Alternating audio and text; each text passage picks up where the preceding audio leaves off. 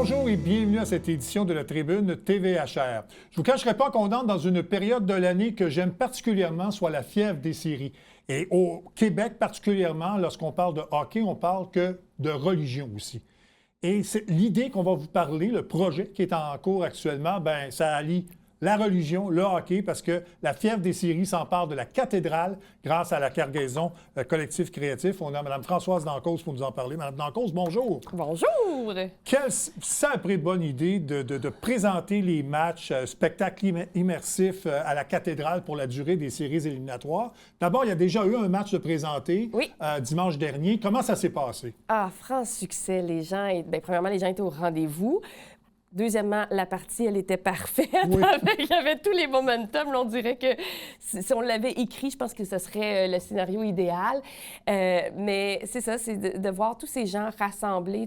Le projet, d'ailleurs, c'est justement ça, là, de se rassembler dans un lieu patrimonial. C'est extraordinaire. Oui. Fait que là, on se sentait, il y a une fraternité aussi avec le hockey qui est fabuleux. Puis, tu sais, quand le Canadien gagne, c'est on gagne. On perd. Oui. Il y a quelque chose de très rassembleur. Oui, le Canadien nous appartient en quelque sorte. Oui, hein? oui. C'est ça. Oui, tout à fait. Mais parlez-nous donc de ce qui se passe, parce que c'est un projet que vous mijotez depuis déjà un certain temps. Heureusement que les Canadiens ont fait les séries parce que ça aurait été un peu plus difficile à accepter. Tout à fait. mais parlez-nous un peu de ce qui se passe donc lors de ces soirées-là. Bien, en fait, nous, on base vraiment, on est une équipe d'artistes, donc on trouvait que le hockey, il y avait une corrélation extraordinaire avec le monde du spectacle, donc des arts vivants. Fait que c'est réellement un spectacle 360 qu'on offre, une immersion finalement, ayant pour titre le premier match ou le deuxième match ou le troisième match des séries éliminatoires. Fait qu'il y a des animateurs, on a les lampes, c'est ça, on a des éclairages, on a prévu des cues spéciaux pour avantages numériques, désavantages numériques, il y a des batailles, la cathédrale shake.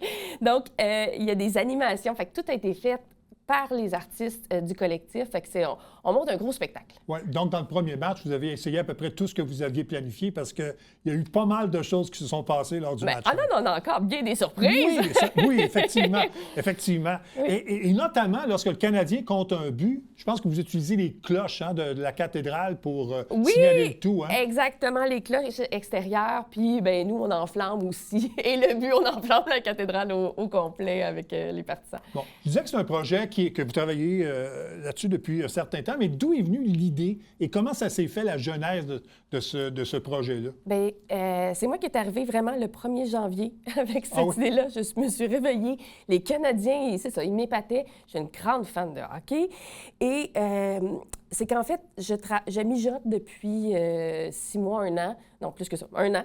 Le projet de la Sainte Flanelle, qui porte maintenant le nom pour nos séries, mais c'est un projet d'immersion qui porterait sur la corrélation du spectacle avec le hockey. Puis parce que tous les codes sont utilisés, tu sais, on a un costume au hockey, il y a l'hymne national, il y a tout ça. Puis les codes du sport sont super importants, puis le hockey, bien, c'est notre sport national. Il y a toujours des gens dans la salle. Nous, on essaie de développer des publics. Fait que, bref, moi, je voulais créer un spectacle avec des archives, parler un peu de l'histoire du hockey, mais la mettre en relation avec le spectacle. Et là est venu le 1er janvier, c'est comme, mais pourquoi les Canadiens sont si bons? C'est sûr qu'on fait les séries, on a une équipe extraordinaire. Pourquoi on ne se lance pas avec une diffusion, improvisation, spectacle? Puis toute l'équipe a embarqué, puis dès janvier, on a commencé à faire des contenus. Bon, donc, c'est un spectacle immersif, donc c'est pas seulement le match de hockey. Non. Et vous avez parlé qu'il faut aller chercher un nouveau public. Mais ce genre de spectacle-là, là, c'est de 5 à 77 ans ou à peu près. Là, vous allez rejoindre tous les publics avec ça. Ah oui, puis hier, au premier match, là, on avait vraiment des bébés. Je dirais peut-être pas loin du 90. Oui, il y en avait de tous les âges. Mais c'est ça qui est beau, c'est que le sport, ce spectacle-là aussi, ça rassemble les générations, puis c'est ça, c'est fabuleux. Bon, Vous en avez parlé, donc. Il y a l'hymne national qui est chanté en direct, Par sur place. Dominica Merola, Voilà. avec l'organiste en haut, Oui, Mario Héroux. C'est ça, donc... Pas Mario Héroux, voyons, Mario Coutu. Mario Coutu, Mario Héroux, c'est notre commanditaire de Sport Ah, Expert. d'accord. C'est aussi important. Bon. Oui, tout est C'est important. ça. Donc, l'hymne national, Oui. là, c'est pas Mme Bibeau, mais Mario Coutu est excellent. Oui. Vous avez 2 animateurs sur place, TVA Sport qui collabore avec vous Exactement. aussi. Donc, tout ça, là, c'est quand même beaucoup de travail pour réunir, pour faire ce que vous faites. Là. Ah oui, tout à fait. Puis, tu sais, le prix du billet aussi va en sorte parce qu'on travaille depuis janvier, Ouais. une quinzaine d'artistes là-dessus. C'est vraiment un spectacle. Fait que là, il faut le voir comme une expérience que tu viens vivre parce que cette ambiance qu'on a créée dans la cathédrale avec le son et en tout cas avec les gens, ça ne se retrouve pas ailleurs. Mm-hmm. On se rapproche du Centre Bell, disons, mais ça reste quand même à plus petite échelle, puis c'est quelque chose à vivre. Là, Mais justement, qu'est-ce que les gens peuvent voir, là, outre le match de hockey, là, on regarde le match, Oui. mais j'imagine que le spectacle immersif se passe à l'extérieur, là, lors des pauses publicitaires et les entrants. Mais comment ça se passe? On a acheté un écran, premièrement, qui s'appelle notre scène flanelle. Un grand morceau de tissu fait au Québec, fait justement, d'une colonne à l'autre. Donc, on a 35 pieds d'écran. Fait qu'évidemment, c'est où est diffusé le match. Mais après ça, toutes les fenêtres, on a travaillé sur l'architecture, donc il y a du contenu un peu partout. Des fois, il y a une foule qui apparaît qui nous dit de clapper dans les mains. Fait qu'on a vraiment des interactions aussi avec le numérique, mais tout est en constant mouvement. Puis il y a plusieurs thématiques. Donc, dans les pauses, il y a des choses. On a des jeux de Zamboni. On s'est vraiment amusé et éclaté dans ce contenu-là. Mais vous le dites, ça ressemble un peu à l'ambiance au Centre Bell, parce Oui. qu'au Centre Bell, on se sert du jumbotron Oui. pour faire applaudir les gens, les faire crier. Exact. Il y a des animateurs dans les estrades qui font des concours, qui demandent aux gens de participer. Oui. Donc, ça ressemble un peu à ça, là. Oui, puis dans un contexte réduit, bien entendu, mais avec des artistes. Fait que c'est tous des artistes du collectif qui ont créé les contenus ou les animations. Fait que c'est ça qui est extraordinaire, c'est qu'en plus, le spectateur regarde des œuvres québécoises, Ouais. finalement, en thématique avec le hockey. Bon. Évidemment, c'est présenté à tous les matchs du Canadien, Oui. à l'exception de la disponibilité, quand la cathédrale n'est pas disponible. Exactement. Mais je pense que ça donne bien parce que samedi prochain, vous présentiez le spectacle de Sgt. Peppers, mais il n'y a pas de match samedi. Non! On en fait un vendredi puis un dimanche. Non, mais on se croisait les orteils, tout ce qu'on pouvait croiser Oui. pour être certain. Et finalement, c'est ça, nos prières ont été exaucées. C'est ça. Mais il y a quand même une logistique de changement de décor, de changement de configuration pour présenter ça. Là, Bien, pas tant, parce Non? que, tu sais, nos projecteurs, ils restent en place tout le OK. temps. Les lampes sont en place aussi pour le spectacle. Fait que, dans le fond, on les a installées un peu plus d'avance. Puis, fait que c'est vraiment notre écran, mais c'est LAPS Son et Musique qui nous a créé une belle technique de poulie. Donc, en 15 minutes, on est capable de monter, descendre l'écran, ce qui est fantastique. Donc, c'est ça, c'est relativement rapide à installer. C'est sûr qu'on a des commanditaires, on a des bannières et tout ça, mais sinon, c'est une formule là, qui s'installe rapidement. Fait que ça permet, comme dimanche, il y avait une messe et un baptême avant, Ah oui! avant le match, qu'on est capable de rouler tout ça dans la même journée. J'imaginais le match à 13h l'après-midi, voir le baptême entre la première et la deuxième période. Là, ça... Ça aurait été peut-être problématique. Oui, voilà. C'est ça. Mais est-ce qu'il y a d'autres dates qui pourraient être problématiques d'ici la fin des séries? Pas pour le moment. Pas pour le moment, mais c'est sûr qu'on s'adapte. On est en collaboration avec la cathédrale, donc on va s'adapter au calendrier, mais c'est somme toute réservé.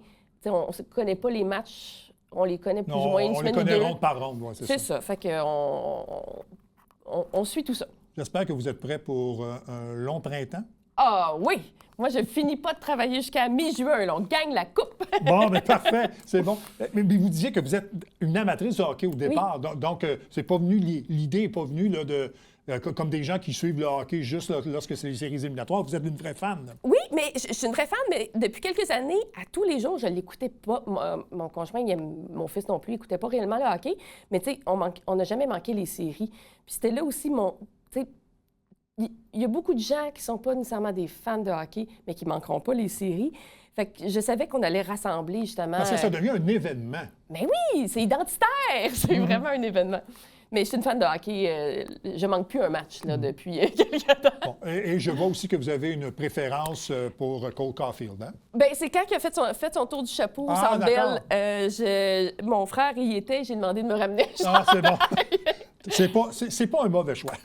C'est pas un mauvais choix. Donc, logistiquement, donc, chaque soir de match, donc, il y a un spectacle. Peut-être des conseils aux gens, là, à quelle heure ouvrent les portes, oui. Le prix des billets, tout ça. Bien, c'est ça. Les billets sont 25 plus frais de service et taxes. On a de la bière, boissons non alcoolisées, bien entendu, on a un bar. Et tous les profits du bar est remis à Passe-moi la POC, un organisme qui soutient les personnes en situation vulnérable. Fait que c'est extraordinaire. Ils sont là tous les soirs. On a de la pizza, puis les Fred qui est là avec nous. Fait que les portes ouvrent 1 heure avant le match. Nous aussi, c'est bien important parce que, disons que la game est à 19 h. Nous, on va commencer le spectacle un peu plus tôt pour faire notre hymne national puis faire notre déroulement. Se raccorder aux cérémonies. Se raccorder parce que la première mise au jeu, c'est entre 8 et 12 minutes que c'est parti. Fait que bref, on est vraiment en synchronisation avec tout ça. Fait qu'on commence souvent entre moins 10 et moins 5 là, avant le match. Fait qu'il y a de l'animation, on avait même un photo-boot, fait qu'il y a de la musique. On a un DJ qui est sur place, qui est Michel Leroy, DJ du Vieux-Saint-Jean, qui est avec nous. Donc, musique francophone qu'on met aussi dans la cathédrale pour se mettre dans l'ambiance. Fait qu'il y a plein d'activités à faire entre-temps. Bon. En tout cas, on invite les gens si on ne veut pas regarder le match tout seul dans notre salon, comme je l'ai fait hier soir, à venir vivre ça. Oui, à vivre ça, exactement. Et on peut se permettre de le dire. Je vais sortir de ma zone de réserve pour dire « Go Habs Go ». Oui, go Habs Go! Qu'on aille le plus loin possible ce printemps. Merci beaucoup, Mme Dancause. Merci. C'est une sacrée belle idée. Et puis, j'espère qu'on ira loin ce printemps. Merci beaucoup. On fait une courte pause et on vient tout de suite après.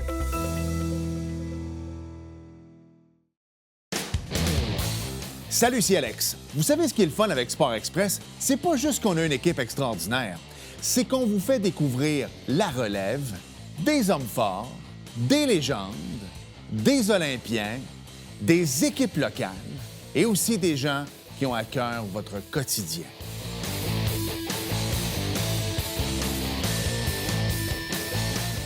On se voit cette semaine.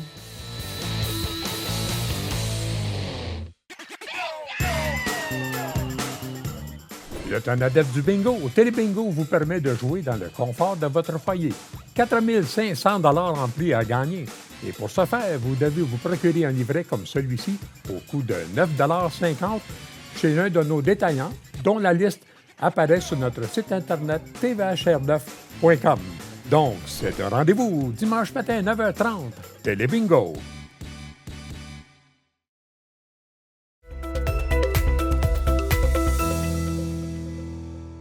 Vous connaissez sans doute Meubles Bouvreuil. Qui ne connaît pas Meubles Bouvreuil à Saint-Jean-sur-Richelieu et dans le Haut-Richelieu?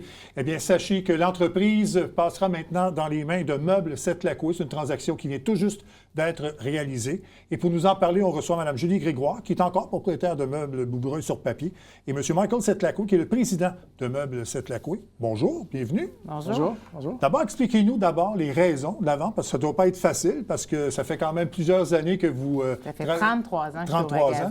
Mais Michael m'a approché en me disant « Est-ce que tu es à vendre? » Puis je m'étais dit « Bon, c'est quoi l'avenir? » Je regardais la relève que j'avais. Je n'avais pas personne pour prendre la relève. Je me suis dit « Pourquoi pas? » On a commencé à négocier, à regarder, puis j'ai senti beaucoup de similitudes dans nos deux entreprises. Je trouvais que c'était une belle suite à Bouvreuil. Mais est-ce que vous aviez réfléchi à la vente de l'entreprise avant l'approche de M. Sept-Lacoué? Je réfléchissais au reprenariat, je réfléchissais aux options qui allaient arriver devant moi à un moment donné. Je n'étais pas en mode « je veux vendre », j'étais en mode un jour, j'aurai à faire quelque chose. Fait que c'est un peu ça qui est arrivé. Là. J'avais quand même la réflexion de savoir qu'il fallait qu'il y ait une suite au magasin. Ça a peut-être accéléré les choses. Il était trop vite, là, mais c'est correct. Et M. Sept-Lacoué, donc, qu'est-ce qui vous a motivé à approcher Mme Grégoire pour justement prendre possession de Meubles Bouvreuil? Bien, c'est nous, Meubles Sept-Lacoué, on est une entreprise de 100 ans. On fête notre 100e anniversaire cette année. Et moi, je suis la 3e génération. On a une 4e génération qui vient de se joindre à nous. Et on avait de l'intérêt pour prendre de l'expansion, pour agrandir notre réseau. Et Julie et son organisation, Meubles Bouvreuil, a beaucoup de similitudes avec la nôtre, entreprise familiale impliquée dans son milieu. Julie connaît beaucoup de monde, c'est pas tout le monde à Saint-Jean. Alors, nous, dans les secteurs où on est, ça ressemble beaucoup à ce qu'on est. Le type de produit, de meubles que Julie vend aussi, le service à clientèle qu'elle offre, ça ressemble beaucoup à ce que nous, on a chez nous. Fait qu'il y avait beaucoup de similitudes puis de synergie qu'on pouvait créer avec les deux organisations. Fait qu'on s'est rencontrés à l'occasion d'un show de meubles. On a commencé à jaser comme ça, tout simplement. Puis les choses ont comme toutes tombé en place pour que ça aille bien. Et puis, de notre côté, on voyait bien l'intégration se faire avec ce genre de magasin-là. Bouvray, c'est un magasin qui est bien connu ici à Saint-Jean, une bonne réputation, qui offre un bon service, qui focus sur les meubles québécois, canadiens, locaux. Alors, ça ressemble beaucoup à ce que nous, on fait que ça allait de soi. Ouais. C'est important pour vous de vendre à quelqu'un qui conserverait un peu la marque? Qui conserverait la marque, qui prendrait compte de l'équipe qui est en place puis qui la garde avec eux. C'est important pour moi qu'il y ait une suite complète, là, que ça se passe bien. Puis en plus, bien, il y a même l'option que je continue avec eux autres. Fait que ça, je trouvais ça le fun comme projet de terminer un peu ma carrière en travaillant avec un plus gros groupe, donc plus de choses à faire différentes. Là. Fait que ça, c'est super intéressant. J'avais pas mal fait le tour du magasin. J'étais vraiment à bonne place. J'étais rendue à bonne place. Quand j'ai gagné personnalité d'affaires, je me suis dit, wow, je gagne en même temps que je négocie. Puis en même temps, je me suis dit, bien justement, parce que le magasin était rendu là, je pense qu'il peut prendre un nouveau pas en avant. Parce que là, on est en période de transition, si je comprends bien. La vente est réalisée sur papier, mais là, il y a la transition pour que cette Lacoue s'installe. Ça devrait se faire d'ici la fin de l'été, j'imagine? Bien, on a un plan de match là, pour tout intégrer tout ça, mais on veut intégrer ça de manière tranquillement. Il n'y a pas de rush, ces choses-là. Fait qu'on va commencer par intégrer les systèmes, ces choses-là. L'équipe en place demeure à 100 Julie a une très bonne équipe de vente, compétente, des conseillers qui connaissent leur affaire, qui ont beaucoup de compétences. Fait qu'on veut garder ça, évidemment. Fait que, donc, on va commencer par faire la transition des systèmes. Et pour nous, de travailler avec Bouvray, il y a eu des opportunités qui se créent, entre autres au niveau d'un fournisseur de Saint-Jean, qui s'appelle Mobican, qui font des meubles ici. Fait que nous, on n'était pas distributeur des meubles Mobican à Drummondville et à Thetford et à Granby. On va le devenir. Alors, donc, on va travailler ensemble graduellement. Mais d'ici la fin de l'été, là, on voudra avoir une intégration le plus complète possible. Mais il n'y a pas de rush pour... Oui. Est-ce que vous vous retirez complètement de l'entreprise ou Non, vous allez demeurer... Je vais rester avec eux autres, surtout dans l'aspect mise en marché et stratégie d'achat. C'est vraiment en plus dans les deux choses que je préfère. Cette partie-là. Puis je vais les aider avec la transition du magasin, puis s'assurer que tout se passe bien. Puis je vais encore m'occuper des clients qui ont besoin de me parler. Là. Je vais toujours être là. Oui, c'est ça.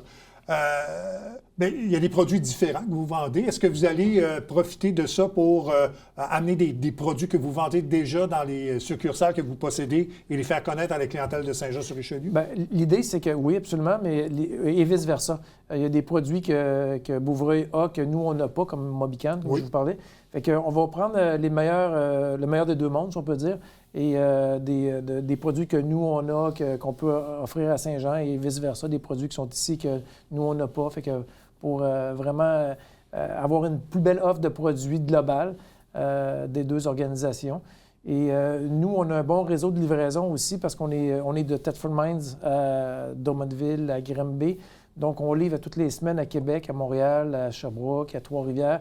Fait que ça donne l'opportunité aussi pour la clientèle de Meubles Bouvray de pouvoir se faire livrer à Québec à toutes les semaines s'il y a de quoi. Il y a des gens, des fois, de Saint-Jean qui ont des chalets à Québec ou Sherbrooke, peu importe. Fait que, donc, ça ouvre le territoire de livraison.